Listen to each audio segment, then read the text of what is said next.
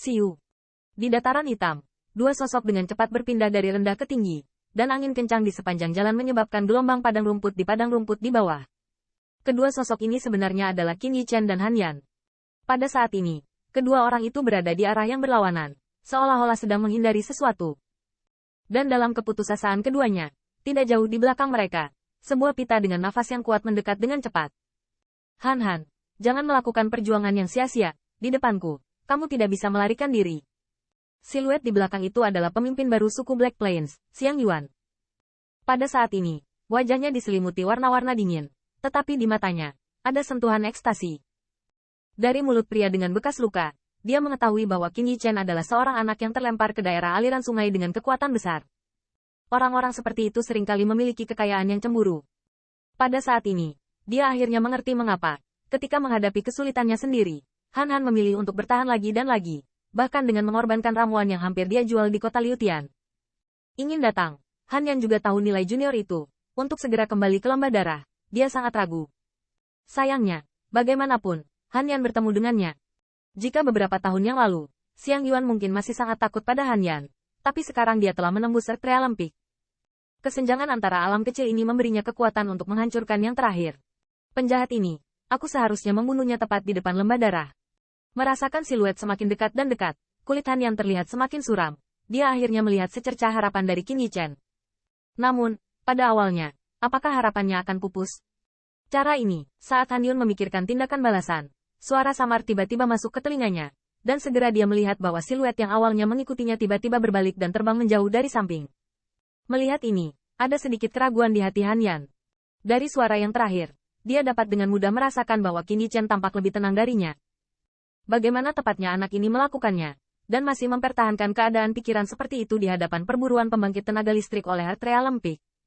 Namun, saat ini Han Yan tidak punya waktu untuk memikirkannya. Dia mengatupkan giginya, mengikuti dari dekat, dan menghadapi pengejaran pembangkit tenaga Earthrealm Peak. Dia hanya bisa hidup sebagai dokter kuda mati. HMPH, jika aku membiarkanmu melarikan diri dari lelaki tua itu, wajah apa yang harus aku kembalikan ke suku Black Plains? Melihat tindakan kedua orang itu, Xiang Yuan juga sedikit terkejut, tetapi dia hanya menyelinap, bergerak di bawah kakinya, dan sementara mereka berdua mengubah arah, dia menarik jarak lebih dekat lagi. Han Yan juga menemukan situasi ini dan merasakan nafas semakin dekat. Dia tidak bisa membantu mengencangkan, tetapi dia tidak tahu kemana Qin Yichen ingin membawanya. Meskipun dia memberikan peta daerah aliran sungai yang terakhir, Han Yun berani menjamin bahwa yang terakhir belum diperiksa dengan cermat. Dia tentu tidak akrab dengan daerah ini seperti dirinya sendiri.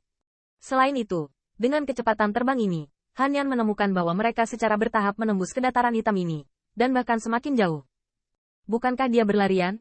Melihat langit dan bumi yang sepi ini, mulut Han Yan tidak bisa menahan diri untuk tidak bergerak sedikit, membisikkan sedikit sakit kepala. Namun, Qin Yichen masih belum memiliki penjelasan atas kekhawatiran Han Yan, dan kecepatannya tidak berhenti sama sekali, seolah-olah dia ingin menggunakan kecepatan untuk menyingkirkan para pengikut. Namun, jika Qin Yichen berpikir demikian, dia akan terlalu tidak sopan. Meskipun mereka tidak lambat, masih ada jalan panjang dibandingkan dengan sumber puncak alam bumi. Dalam waktu kurang dari 1/4 jam, jarak antara ketiga orang tersebut telah berkurang menjadi sekitar 3 kaki. Kalian, apakah kamu sudah cukup berlari? Saat itu, cibiran Xiang Yuan tiba-tiba terdengar di belakang mereka. Bang! Segera, gelombang mengerikan muncul antara langit dan bumi, dan saat berikutnya, dia dengan keras meledakkan 2 orang. Buruk. Merasakan gelombang berbahaya datang dari belakang, Han Yan tidak bisa menahan nafas. Di bawah jarak seperti itu, jika dia masih memilih untuk terus melarikan diri, mereka pasti akan dibombardir oleh kekuatan sihir di belakangnya. Setelah trauma dengan kekuatan sihir ini, kecepatan melarikan diri mereka akan melambat lagi. Ketika saatnya tiba dan mengejar sumbernya, akhir mereka akan sangat menyedihkan. Qin Yichen juga tampaknya menyadari hal ini. Dengan semburan kekuatan sihir di belakang, tubuhnya secara bertahap melambat, dan akhirnya berhenti di udara. Melihat tindakan Qin Yichen, mata Han Yu berkilat kecewa.